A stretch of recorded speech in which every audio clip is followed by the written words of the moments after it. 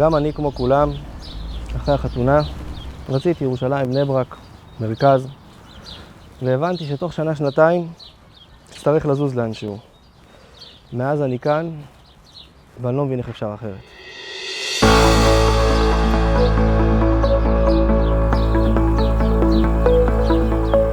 יש לך פה כל מה שאדם חרדי צריך. יש לך פה מוסדות, חיידר, בית ספר, גנים, מעונות.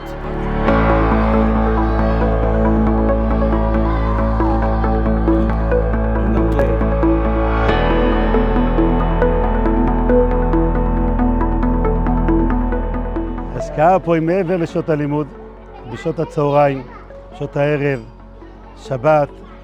הקשר הוא קשר מיוחד, אני אומר את זה כאבא לילדים, כסבא לנכדים פה.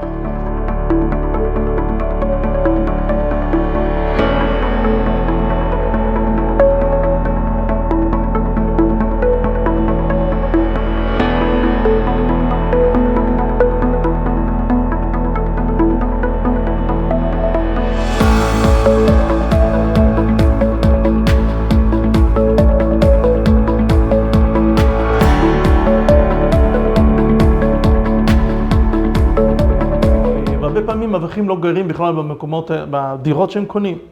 וזה מאוד מאוד מסבך את החיים, כי בפועל זה סוג של בעלי נכסים. אז אדם יש לו את הדירה שהוא גר בסחירות, ואת הדירות שהוא משכיר והוא צריך לטפל בהן. פה יש הזדמנות, יש אפשרות שאדם יקנה את הדירה שלו במחיר ממש לא גבוה. פה כל אחד בעצם מרגיש שיכול להתפתח בכיוון שהוא רוצה, בסגנון הלימוד שהוא רוצה.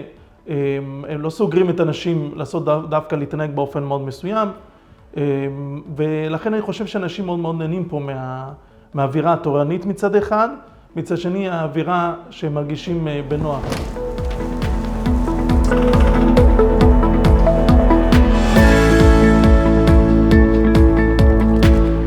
כמה קפה? כמה סופר? יש גם נקודה נוספת שהפכה את המקום למאוד אטרקטיבי, זה הישיבה.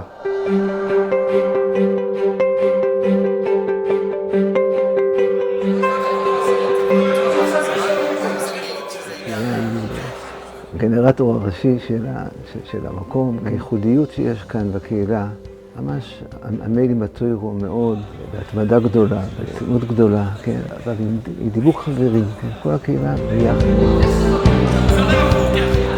לא יאומן איך תוך תקופה קצרה הגיעו פה אברכים, צעירים, רעננים, יחד עם בחורים מטובי עולם הישיבות, באווירה של שטייגן אדיר, אווירה מיוחדת, הרוגע הנפשי, השלווה והכל בהרמוניה מיוחדת, יחד עם כל ראשי הישיבה בעבודת השם, פלא פלאות.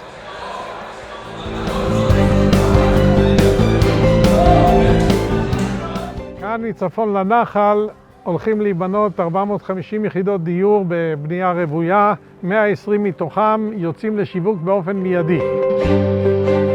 בנוסף לכוללים שיש פה היום, אנחנו בקשר עם רשתות ארציות של כוללים כדי לפתוח פה סניפים חדשים. לנשים אנחנו מפתחים תחומי עבודה נוספים כמו חברות ביטוח, הייטק, עבודה מרחוק, כך שאנחנו מייצרים בעזרת השם מגוון גדול של אפשרויות תעסוקה.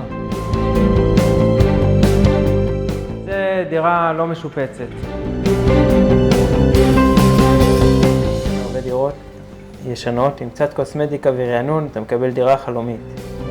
ככה זה נראה דירה משופצת.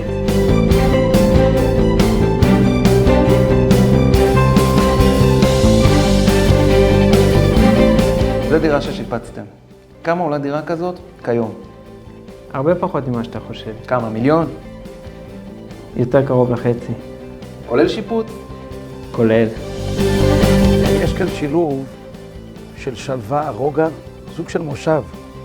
מצד שני, שאת כל השירותים שצריך בעיר, בנקים, קופות חולים, צרכנייה, כל השירותים העירוניים. לגור פה זה שילוב נדיר.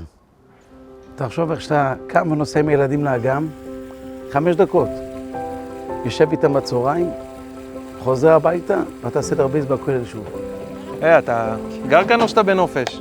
אני גר בנופש.